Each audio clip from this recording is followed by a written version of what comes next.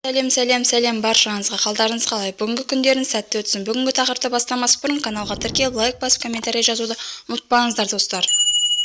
Төреғали Төрәлінің қарындастары мыңдаған адамды желіде өздеріне қаратып, ақыл сатып, ақша тауып отырған блогерлердің қатарында.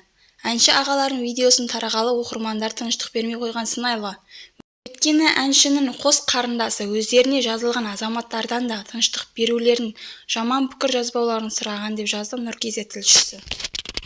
Күні кеше жеңешем екеуі Қызылордаға балаларына қарай ішу үшін әуежайға асыққан.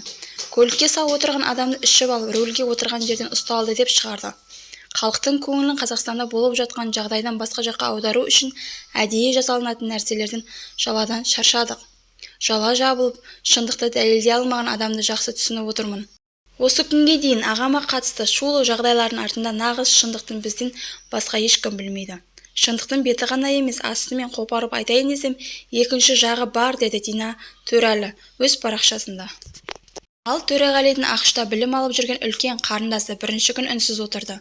Екінші күні көпшіліктен мейірімді болуға шақырып отырып, жұртты сынауға болмайтынын жазды. Алда кімде не күтіп тұрған, алда не боларын, кімнің қандай жағдайда тап боларын белгісіз. Ешкім кепілдік бермейді. Сондықтан артық сөздің керегі жоқ. Анама дейін тіл тигізіп артып кетудің қажеті жоқ. Ал қазір маған ең маңызды жақындарым амандығы.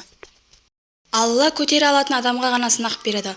Осы уақытқа дейін түрлі сөзді көтеріп үйреніп қалдық қой, деді Париза Төрәлі өз парақшасында. Осы қарындастардың айтқан сіздерге дұрыс па? Өз пікірлеріңізді комментарийға жазуды ұмытпаңыздар. Каналға тіркеліп, лайк басып, қоңырау белгісін басуды ұмытпаңыздар, достар. Сіздерге шоу-бизнес жаңалықтары әрқашан жаңалықтардың бірінші көп жеткізетін болады.